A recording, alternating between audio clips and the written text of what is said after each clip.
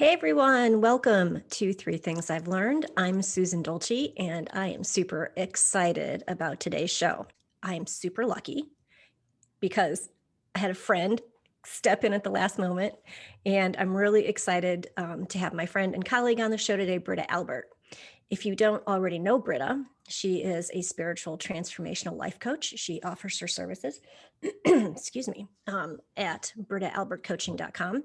And she has a prolific channel over on YouTube. She has a couple of YouTube channels, but she has one dedicated to her coaching business. And the other day, she posted a video that really caught my attention. And it was about when she was little and she was able to see or sense, perceive ghosts or entities, and how that ability impacted the trajectory of her life. And it reminded me of when I was little. I remember being able to do the same sort of thing, at least, sense other energies. And I was always terrified. I remember, thinking, and I think you even mentioned this in a few of your videos, like if I pulled the covers over my head, I'd be okay. And being so afraid, I didn't even care if I had to get up to pee in the middle of the night. There was no way I was getting out of my bed. And I never said anything to anyone because I knew they wouldn't believe me. And I think I was around 11 or 12. It was either right before or after my grandma died. And I remember saying a prayer, asking God, please, to take this away from me. And kind of just like that, it seemed to stop. So it got me thinking about how many people had this experience growing up and how it impacted their lives. And so with that, let me introduce Britta Albert to the show. Hello, it's so good to Hey. be here. Well, thank you. Thank you for filling at the last minute. I am so grateful. And disclosure moment, Britta's going to be back on in March. So if you love her, stay tuned for more great info in March. But today we're going to talk about her experience of being able to see ghosts when she was little. So Britta, I know your story. I've watched the video. Actually, I've watched it probably 3 times now because I was doing research for today. And I would love if you could share that story or some of that story again with people who are listening. Okay. So, with many stories, the beginning often isn't the beginning. So, essentially, what happened is I did have abilities when I was younger, and I went through life, and my family didn't necessarily believe in ghosts, or I think it's more of there was fear there.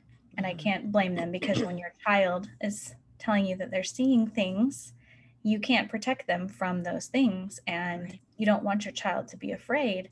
So you'll tell them whatever they need to hear, whatever you feel they need to hear in the moment to feel safe and secure in their bed. With that, I ended up repressing a lot of these memories. And there was a huge chunk of memories from about the age of 8 to the first half of 12 where I had no memories. The only memories that I had were what family members had told me.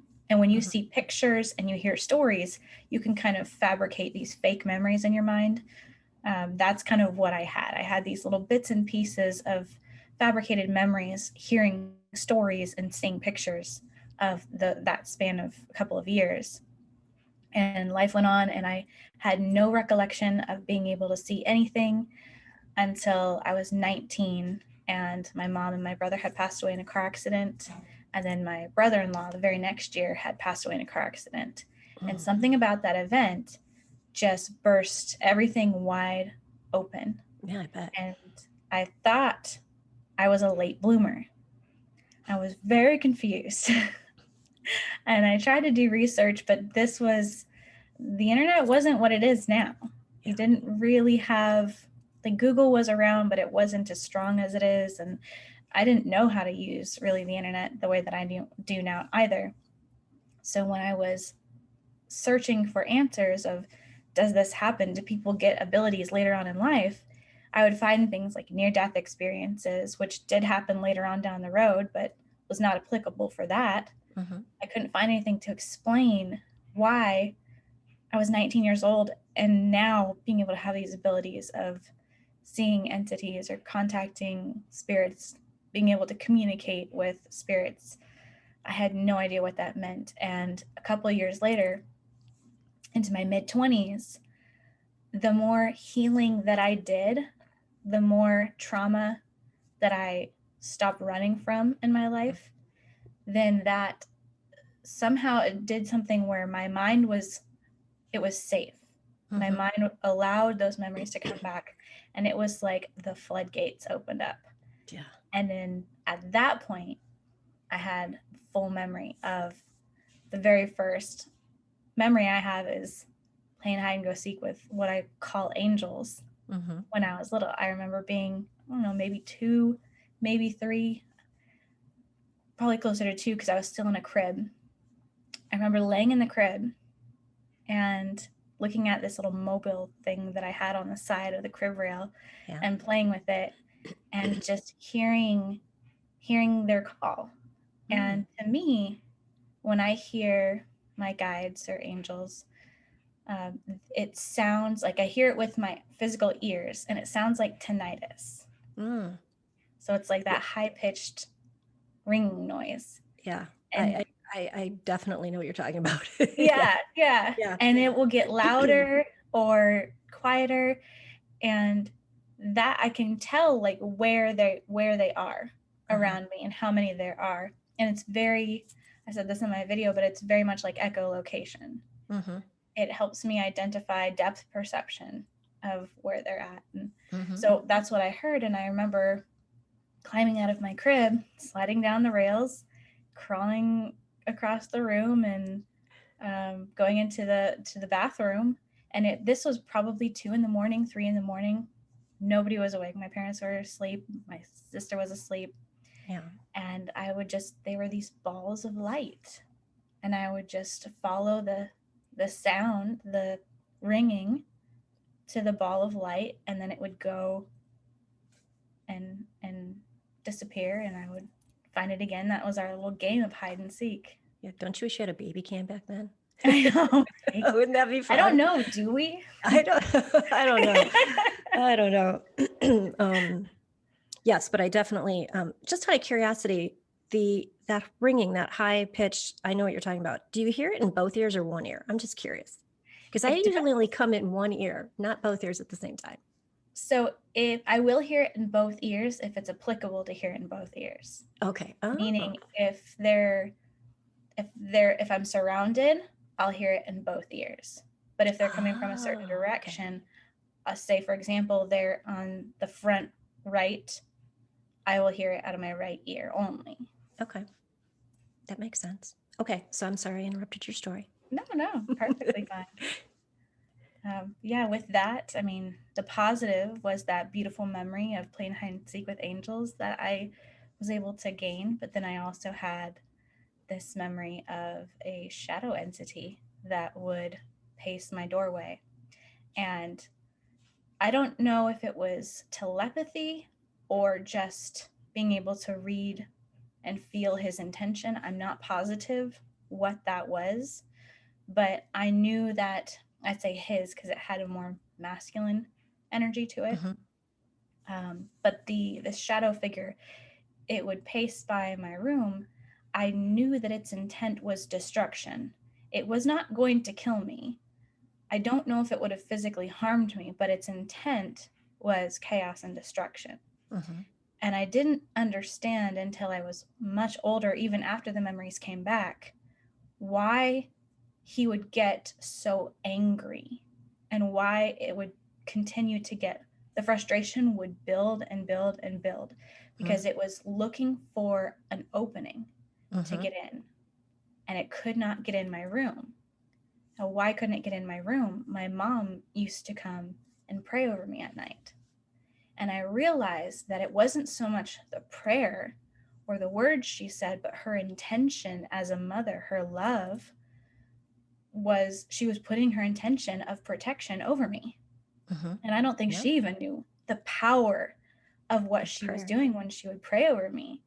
You know, she's hoping I have a good night's sleep and sleep through the night and wake Yeah. up without any nightmares or whatever Yeah. her intention was. But because of her love and it being so strong, she literally covered me and she created a force field in my room. This dark entity could not cross the threshold of my room, and it would be in the hallway, and it would pace my doorway, continuing to become more agitated as it tried to find an opening. And that's where, as you said, I would put the blankets over my head or put my pillow over my head, and I thought in my mind that it would look like nobody was in my room, and I thought I could trick it into thinking that nothing was in the bed. But it is that was a neat memory to, even though it was scary, to really realize the power of love, not necessarily even just a mother's love, but the pure raw intent. It couldn't even have a breath of a chance to get past the barrier that her intention put up. And it really helped me come to terms with my personal strength and what I'm capable of and how protected I actually am. Because when you're afraid of these things, they can actually hurt you because you're giving your power away. Yeah. Yeah. We're gonna take a pause here. We're gonna take a quick break. But one of the things I want to talk about when we come back is the difference between understanding the difference between a benevolent spirit and a low vibration spirit. And because one of the things that is coming to mind as you're talking about this is that, in my opinion, I believe they feed off your fear. Mm-hmm. And that's the whole goal. It's sort of like, in some ways, it's sort of reminiscent of Monsters, Inc., like the monster in the closet. So if you scream and they get all that negative energy. Anyway, we're going to talk about that when we come back. You're listening to Three Things I've Learned. I'm talking with Britta Albert. Welcome back. This is Three Things I've Learned. I'm Susan Dolci. And today I am chatting with spiritual transformational life coach, Britta Albert. Britta, before we get onto malevolent versus benevolent entities, where can people find you? So they can find me on Facebook at Albert Coaching. You can find me on Instagram at Britta Albert LC. And you can find me at my website at brittaalbertcoaching.com. Wonderful. And yeah, I like I said, her YouTube channel has so much rich content. Like you could just binge watch her videos. So you might want to go do that. I don't know. I suppose YouTube as well. You know. Yeah. So before the break, we were talking about shadow figures. And I know that in one of, like I said, I watched a lot of videos this morning.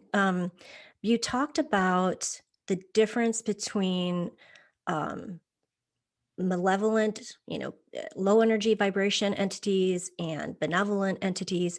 And the thing that I found fascinating about how you described it is they're all shadows. Yes. Yeah. Yeah. So a shadow figure or a shadow person does not mean that it is quote unquote evil or even that it's a lower vibration. A shadow entity simply means that it is concealed. And I have come across several shadow entities that are actually benevolent. They're loving, they're beings of light. And part of them loving you is trying not to scare the crap out of you. So if you have, say, for example, a guide or a guardian angel or something like that, and for whatever reason it's called for in the moment for you to see them, or you just happen to have a gift that you can see them and they show themselves as a shadow, it's for your benefit, for your protection in the moment. Now, can you request that they show you their true form? Absolutely. You just have to make sure that you're ready for that. But that again, that's it doesn't mean that it's negative. And a lot of times we're like, oh well, something's hidden, so why are you hiding from me? I'm distrustful of what's being hidden. And you can feel into the intention without actually seeing the true form. And I'll give you an example. I'm sure you have experienced this, and many people have experienced this. Have you ever walked into a room and felt the energy right after somebody had a fight? Mm-hmm. And even though there's no fight that's going on and you were not aware of what was happening in the room, there's this heaviness to it, and it puts you immediately on edge. And you're just like, I'm not sure if I feel comfortable in this situation. This is really awkward. I can't really explain why. Maybe I don't even feel safe. Mhm. Or another example would be if you're around a stranger and they give you what we call the heebie jeebies and you just don't feel okay around this person. They might look very nice on the outside. They may be smiling at you. They might be saying very kind words, but there's something about them that sets you at a dis-ease where you're just not comfortable, and you have this, it like it activates your fight or flight, and you want to get out of there. Mhm. Same thing with shadow beings. Now, you're almost always going to have that fight or flight when you first see a shadow entity, regardless if it's benevolent or malevolent. Yeah. Is that the right word? I Malevolent. did say it's like Maleficent. Um, It's hard to say. yeah. uh, because it's jarring. Right. It's jarring to see something that's not normally there. Right. So you just, I would just recommend anybody, if you encounter a shadow being, try to become present in your body, become present with your breath, and try your best not to freak out and just feel into what am I actually getting? Aside from, can I separate the jarring nature of this encounter? And can I feel into, are you here for my benefit? Are you loving? Are you light? Or are you a predator, Mhm. essentially? Mhm. Um, we have a caller. Oh, awesome. We have Les from Charleston, West Virginia. Thanks for calling in, Les. Do you have a question Yeah, for Britta? let me just bring them on real quick. We have Les from Charleston, West Virginia. Les, you are on with Susan Dolci and Britta Albert. Hello, Hey, how are you doing? we're doing great. How are Uh, you? all right. I've seen you online. Is this not? And I guess Britta, she's still talking, so I don't want to interrupt you talking. There might be a delay. She's not talking right now, so you can go ahead and ask your question. Okay. Okay.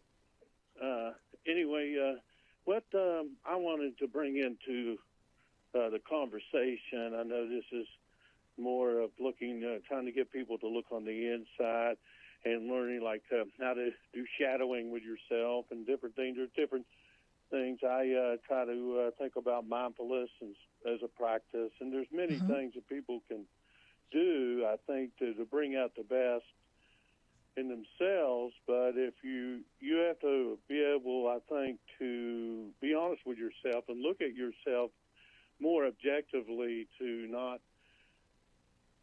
to bring ill feelings about what you see yourself as. So I think you have to. I think it starts from there, accepting who you are, loving who you are, and having compassion. Because if you don't, then how are you going to have that? Live that a full, let that live by example and take those kind of actions.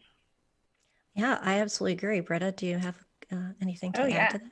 Mhm. Yeah, definitely. And I mean, to take it a step further, you want to include the whole keyword of shadow. That's what shadow work is. Shadow work is us, a lot of self forgiveness and understanding who we are and accepting ourselves and loving ourselves exactly how we're at, where we're at. And honestly, that kind of segues into the next part that I was going to talk about too Yeah. perfectly. I think you hit that right on the head.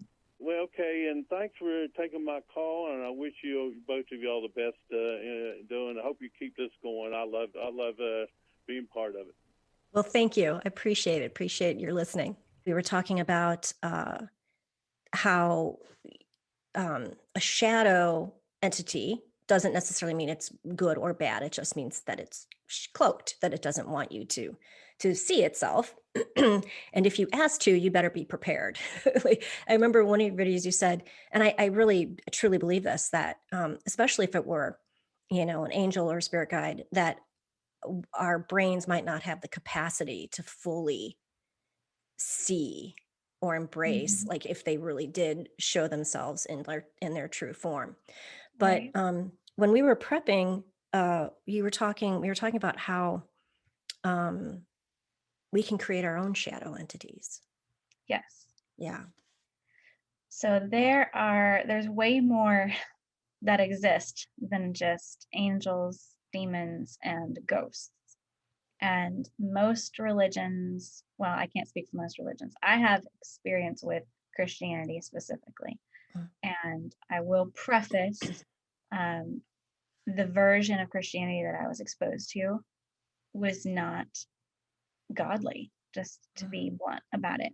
But for at least the versions of Christianity that I know, you may get some acknowledgement of the spirit world other than angels and demons, meaning they may or may not even acknowledge ghosts. Mm-hmm. And if they do, that's pretty much where it stops. You don't really go beyond that. But the reality is, we have shadow work that we do.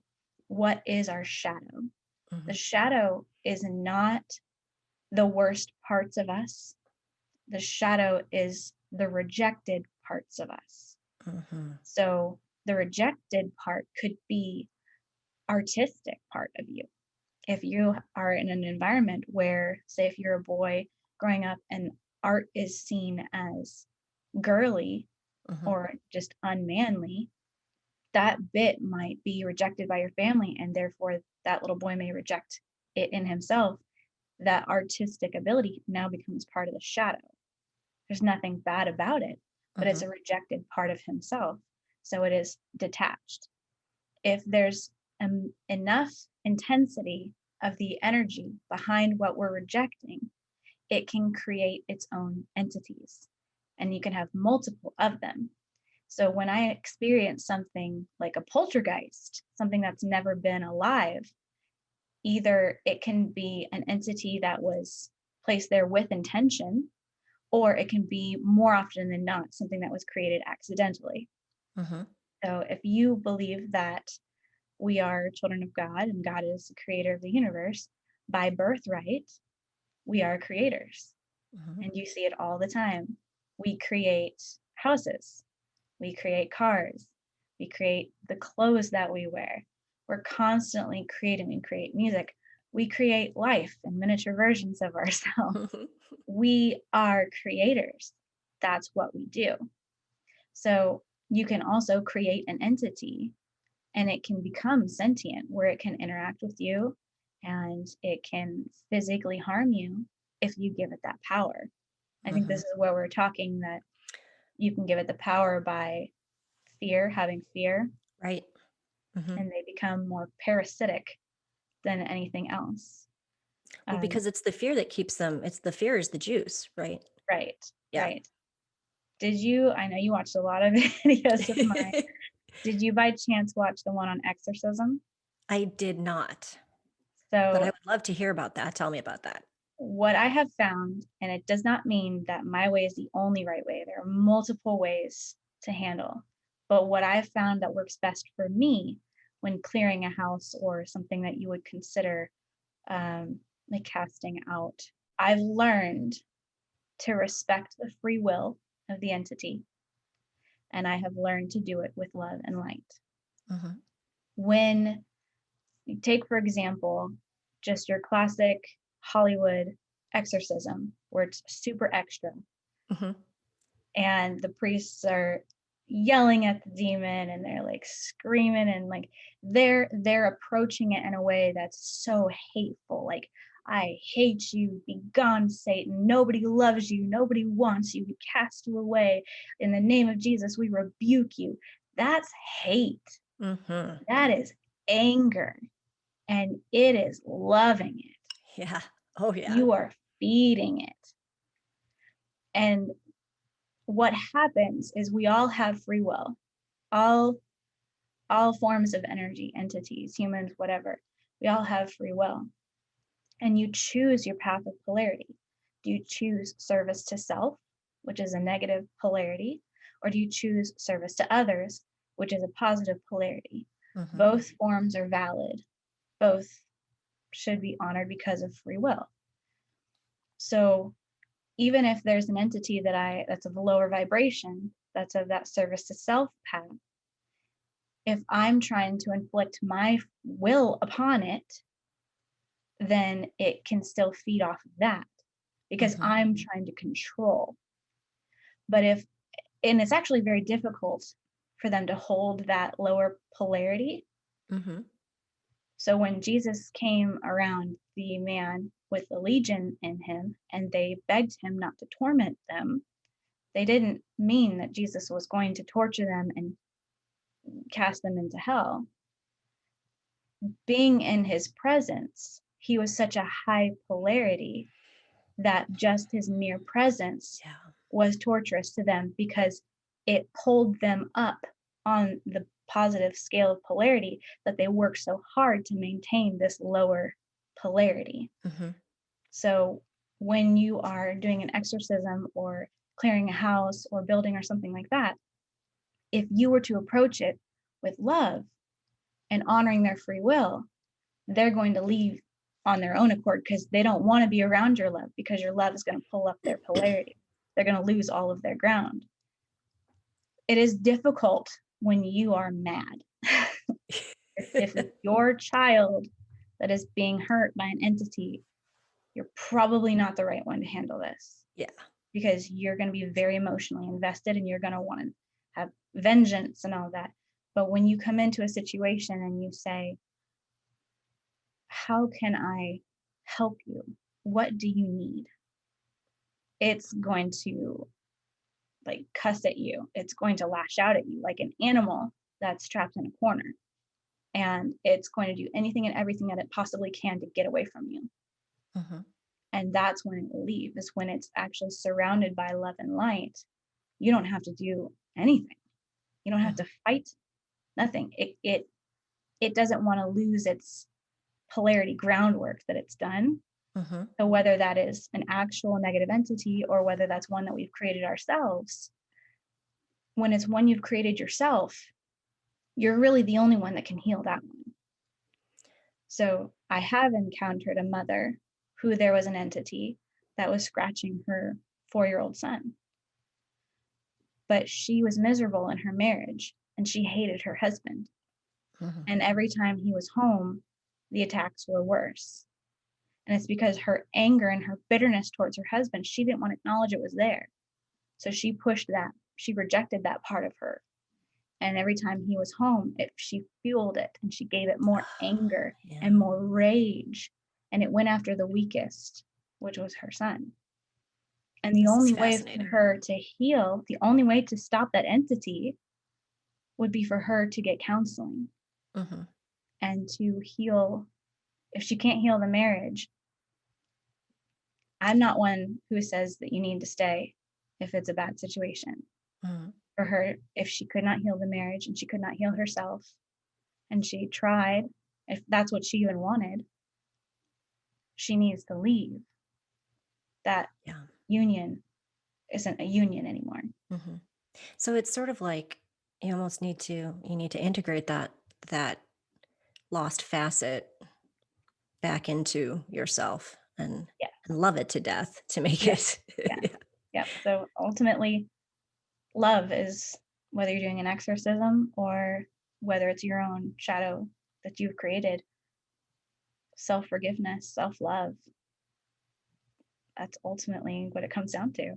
Yeah, absolutely. You were talking just a little bit ago about Christianity and religion, and I'm curious about. Uh, I guess I'm going back to being the little kid who says, I think I see, ghosts, or I see, there's a demon that's, hiding at the foot of my bed. Um, Something wants to come and attack me at night. And if you come from a particularly religious family, you know, they're going to say, what? Like you said, angels. Well, in your video, you said, oh, it's okay to play with angels. Right. Like, they're not going to hurt you. But now Right. there's demons. And, like you said, oh, do we have to pray over you? Do we have to do, like, what do we need to do? Mm-hmm. And then the child isn't validated at all. Now they're basically told that what they're doing is wrong and evil. And now that's a part of them that they are going to stuff down, which we haven't gotten to her, we're not going to have time to get to her whole story today. But that's kind of what happened. Like, you kept stuffing this ability and not being able to talk about it and not being validated and nobody listening to you. And it just kept eating away as you got older and found new ways to like torment you. Yeah. And it was such a conflict in my mind based upon what I was experiencing versus what I was being told, that my brain literally locked away. And I don't recall a specific time that I prayed and said, please take this away. But when you said that, it's almost like it triggered a memory, a faint hint of a memory. I remember being on the fetal position in my bed and crying and asking God to not see them at the very least, or to not be crazy. And yeah, I think that for sure you can, with religion or without religion, you can feel crazy. Yeah, for sure. I know that for me personally, for my story, I was prayed over multiple occasions to cast the demon out in me. And that gave it a feeling of this isn't safe to explore. Made me not trust myself and not trust my intuition, which when you are left with no intuition in the world, if you can't trust yourself, who can you trust? Well, then you have to rely on everybody else to tell you who you are, tell you what's good for you. And they're going to be wrong. No matter how good their intentions are, they're going to be wrong. And yeah, I mean, like you said, that I don't want to go too far down that rabbit hole of that story because I know we don't have the time for all of that. But yeah, and it impacts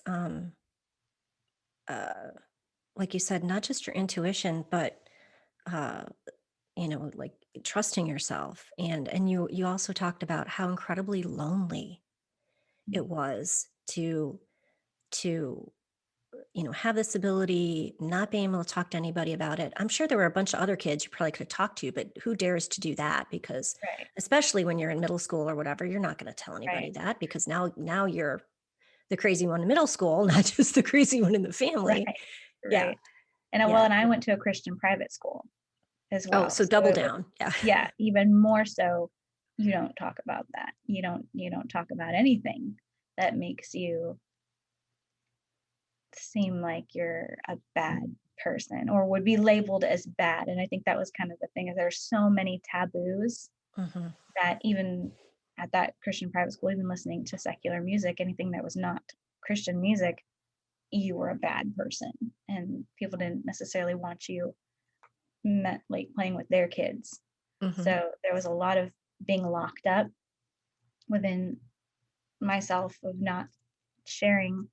I would reach out sometimes and just be met with it's your imagination, or you had a nightmare, or and again, I think I can't really blame my parents for that, because I think it was coming from a place of not understanding, a place of fear. Like exactly like you said, like just for a child to say, oh, I'm playing with angels, it's like, oh, that's so sweet, oh, how nice.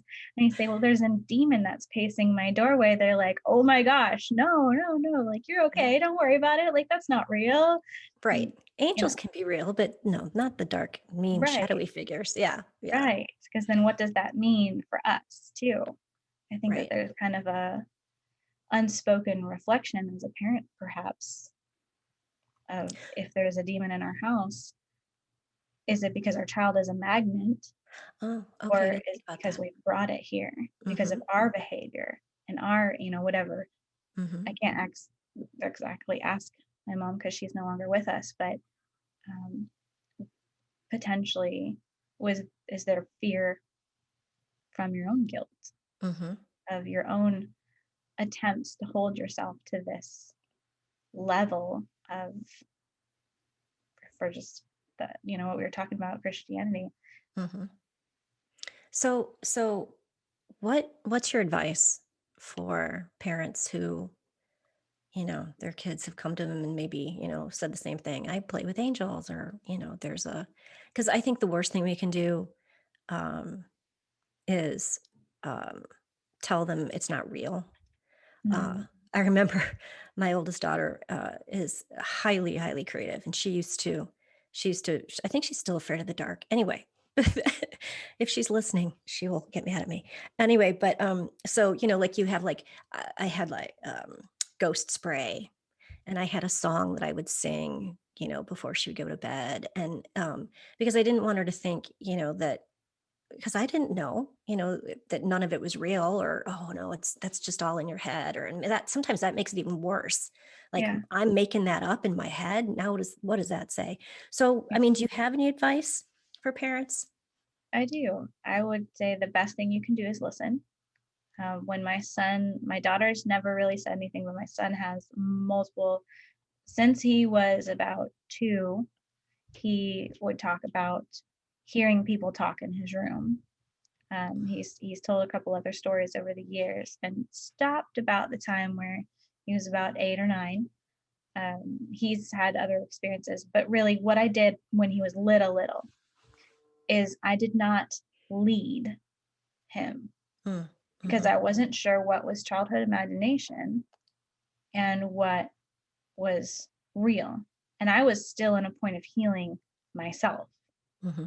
So I think even now I'd probably be even more equipped with that. But I remember just being very intentional to not say anything that could potentially lead him into a direction. So he would talk to me about the people talking in his room. I didn't want to say, oh, were they ghosts? Mm-hmm. That would be leading him to a conclusion. Mm-hmm. And I didn't want to put it in a box, because it might not be ghosts. It might be angels. Yeah. Might be the people, we lived in an apartment complex, could be the people outside. I didn't know. So that would be the biggest thing, is don't ask leading questions. Don't come to a conclusion for them, but listen. And I think really just listening gives parents the most control. You might not feel like it, because you might not feel like you can do much, but you can gauge the situation. And just like you would talk them through how to handle a bully at school, would be similar. So you would talk them through how to handle an altercation that they had with their best friend, where you don't want to throw away the relationship. How do you talk them through this difficult interaction? It's a similar thing when they're experiencing these different encounters. How do you help them understand on a psychological level that's also at their age appropriate level, Right. without scaring them or getting them to shut it off or leading them? And really listening is the best way to gauge that, because then if it gets really bad, if they're talking about, I'm getting hurt, or this thing is climbing into bed with me, or really, really dark stuff, if they don't feel comfortable even telling you that they heard people talking, how are they going to feel comfortable telling you about that stuff? And you just pray over them, for one. You can give them a force field. But there are other things that you can do to help them empower themselves and to take control themselves. But you can't even get to that point if they're not going to talk to you at all. Yeah. I know we're coming up at the top of the hour. We really only have like 2 minutes, but 3 minutes according to Olivia. But just really quickly, you were instructed on how to create your own force field. Yes. So you have a minute. I'll say this very fast. In one of the memories that I recalled, I have a guide who taught me how to create my own force field. So as my parents' divorce was coming, my mom stopped coming in my room to pray over me. She was dealing with her own stuff, and that left me vulnerable. And all of a sudden there was this, I don't know how to call it other than sacred geometry. But again, it was a more male energy, masculine energy behind it. So I refer to it as a he, but he is a vibrating checkerboard sphere. Is the best way I could describe it.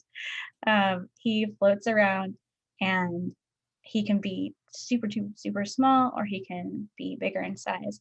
But he taught me when I was really little, telepathically showed me, not with words, but helped me feel what it felt like to put my own force field around myself. And it was this sparkling, I don't know how to describe it, dome, a Yeah. sparkling dome that he taught me how to do. And I could make it close to my body, or I could make it far away from my body.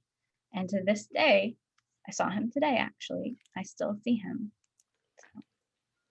Well, I would like to learn how to do that. I'm going to have to, we'll have to follow up. And we are following up. Britta's going to be back on the show on March 16th. And we're going to be talking about, she's working on a new program on processing anger. And that's what we're going to talk about then, which all of this talk, obviously, anger can take on a life of its own. So, So again, Britta, thank you. You can find out more about Britta, and you can, she has some, I forget what you call your 30-minute, you have a special name for it. I was going to say my definition session. Definition session. Yes. So you can go there and sign up for one of those at BrittaAlbertCoaching.com. Yeah. We all have a story to tell. We can live in the story, or we can transform the story. It's your choice. Change your world. Oop, change your story. Change our world. #StoryField. I'm all over the place today. Thank you, Britta. This has been great. Thanks for listening, everyone. See you next time.